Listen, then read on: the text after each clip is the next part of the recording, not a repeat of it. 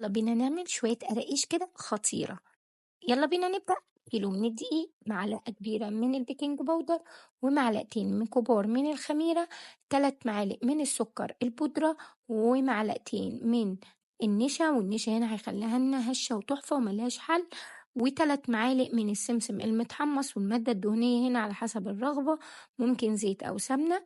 كوباية من السمنة هتخليها طرية وناعمة، وكوباية من الزيت هتخليها بتقرمش معاكي وناشفة.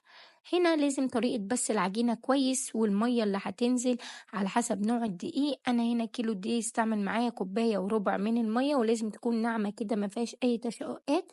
هنغطيها ونسيبها ترتاح، ويلا بينا نشتغل فيها. بعد ما ارتاحت هناخد جزء منها، هنعملها على شكل اسطوانة، ونبططها كده بالسكريبر بتاعنا، هنقطعها شرايح ونرصها في الصاج ونسيبها ترتاح شوية. هندخلها الفرن في الرف اللي في النص على درجة حرارة 100